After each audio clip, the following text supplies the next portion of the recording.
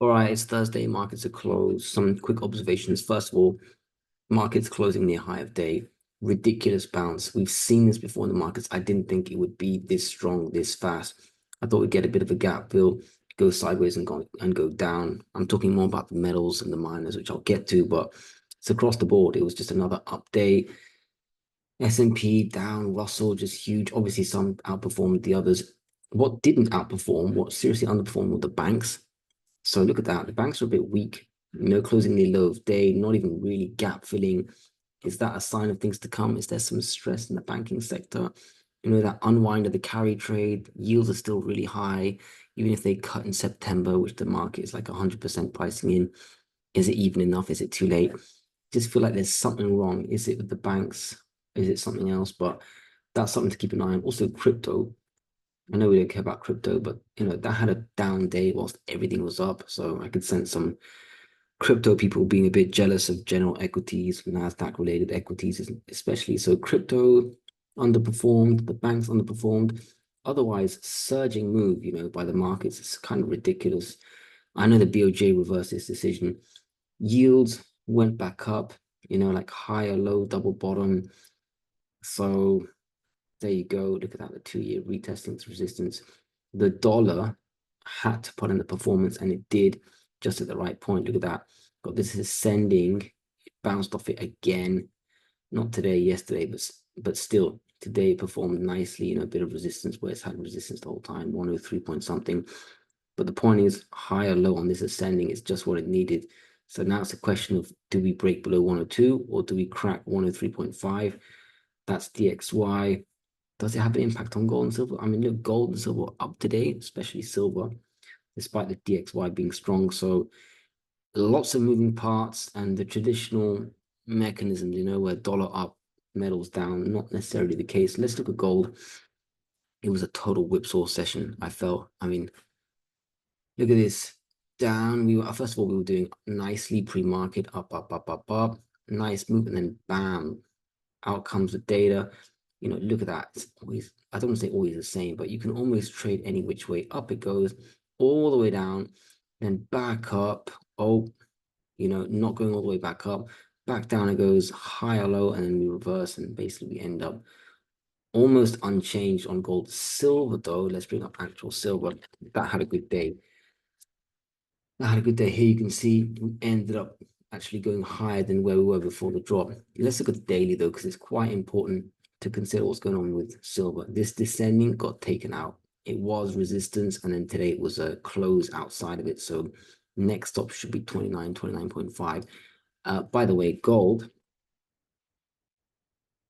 obviously it was doing way better, but still got that resistance at 2480. So yes, support is all the way down here, but we don't care about support. Gold is just basically going sideways and it's going to break out. That's the sentiment that a lot of people have, including me. Even though silver I thought could even go down, I thought gold may hold its own, but silver looks like it's finally doing some catch up because it's really underperformed gold. So if gold breaks out 2500, for sure silver's going to be at 29.5. And the next real resistance, if there's a 2500 run in gold, is going to be around here, this descending. You know what I mean? This little line here should be the most important one. That sort of $31. It depends how long it takes to get there. But next stop should be 29.5. We can keep going with gold. Just even a sideways moving gold should be sufficient to move it up here, because it's done enough to break out this descending. I didn't think it would happen. I didn't want to guess the data. I just thought that the markets would roll over, but they haven't. So I got that wrong. To be honest, what I've done is I've sold. I got like 2/3, 3/4 or 2/3. I don't know, maybe 3/4 of the position that I used to have. So I mean, if we go, I'm making good money. If we go, I think I would have preferred it going down. That's how I know I got the right amount in my portfolio. I don't really mind which way it goes, but I think I would have preferred a down move just to get back in, because I'm so sure medium to long term that we're going up. But let's see, it's still not guaranteed that we break out and make new highs. It is in gold, I think, but silver and even the miners, not so much. The miners looking a bit like silver, a bit stronger. Also broke out of its descending. They kind of did that a few days ago, but again, a higher close. This is GDXJ. Next stop up here, $46.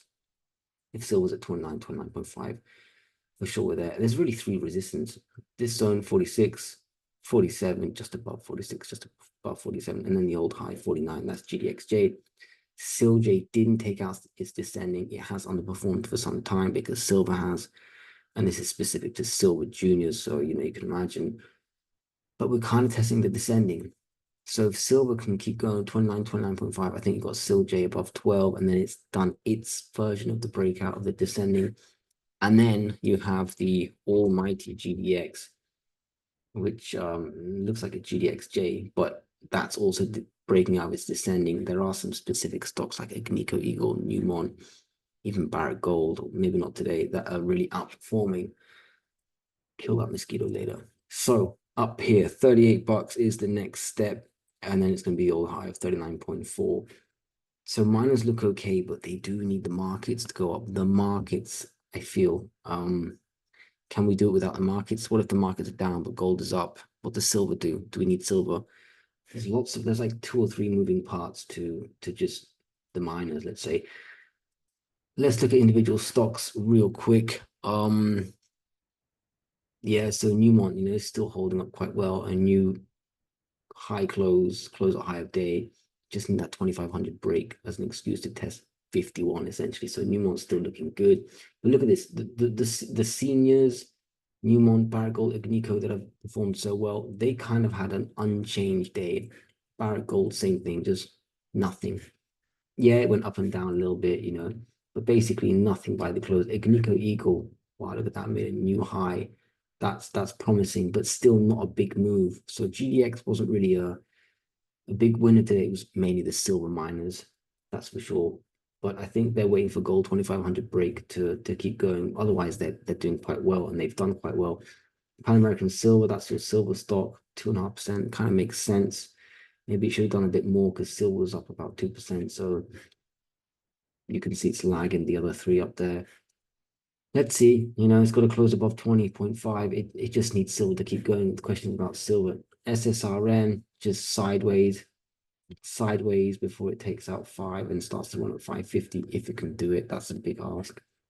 Return, sideways by the close, but it did actually bounce high off its low. So that's actually more bullish than the percentage change indicates. Franco-Nevada, by the way, which I bought yesterday at 115, that was nice. I would have bought it at 114, but like my trend line suggests, but I just wasn't at my desk. So I basically bought it at 115.12 or something. And then here you go, at 120 kind of during the regular hours. So that's bounced quite well off its lows. That had some bad news. What was it again? Some surprise bad news, something like whatever, bad earnings or something. Metalla, yeah, nothing too special. Now, once you get to the silver stocks, First Majestic, that's when you get to the 2+%. So First Majestic, which has had bad news after bad news, that's bounced quite well and it's continued to bounce. The silver price definitely helped there. Next up is really 570, where I think I got a bit of a good till cancel sell because I bought down here. Next one, Fortuna. I don't think that did too well. Yeah, that was like not even 2%, but still closing a high of day. Looks like it wants to test here. I believe I have a good till cancel sell there. So I've still got my sells in, a key resistance on the way up, because I still think there's something out there that I don't fully know, but I feel like I should sell into strength and keep the core position. Of course, I'm never going to sell all my miners until I think the whole thesis has changed. CDE, that did good. And that hasn't really had any bad news. It's just gone down with the sector. So this has really bounced quite a lot, ever since this low down here, all the way up there, that's 30%. That's pretty good. Next up is $6, and it's pretty easy to do. I don't know if I have a sell that I should have a little sell there, 599, a little sell maybe 649, and last sell 679. I need to check that, even though I believe in it long term and all that. And this will make definitely new highs because silver's nowhere near outperforming. CDE is totally outperforming the silver, which is good to see. Heckler, look at that. Down here, bounced off good news also, and that's just kept going. I mean, gap fill is where I thought it would halt, but it's just kept going. Really impressive, 6% today. Next up is 579. Maybe I'm actually going to do my first sell in Heckler. I've just bought Heckler non-stop. And now it's worth as much as the others, which is always my goal. So 579 might be the first. Real sell. EXK had bad news, so that's why it's a bit muted. Gap fill pretty much done. Next, if we can keep going, silver 29, 29.5, we're probably getting this 3.25-ish zone. Mag silver, that did quite well too. Look at that.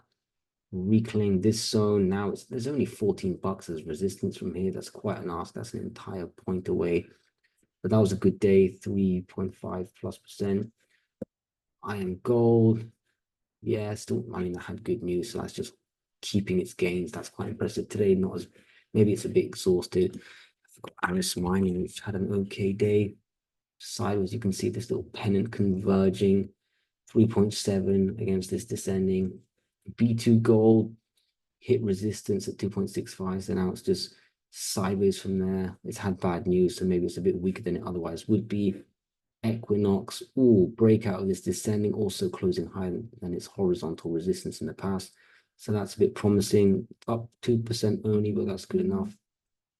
And finally, SPSW, which actually looks quite good now, but not interested. I've got my eyes elsewhere. It's a real quick recap. Tomorrow's Friday. That's what counts more, especially on a weekly candle. Honestly, I'm surprised that the miners, the markets, actually, the miners are just kind of following the markets. I'm surprised the miners have bounced this much along with the markets. Silver doing some catch up. Does it surprise me a little bit? Can it keep going? I don't know. Silver has a lot of resistance still. I mean, let's just look at SLV. It's the same thing. I've got more lines on silver, but silver, yeah, you take out the descending, you've got this 29, 29.5, then you got this sort of 31 zone, then you got the old 31.5, then you got 32.5. That's a long way and spaced out resistance. It's not like there's one or two close to each other.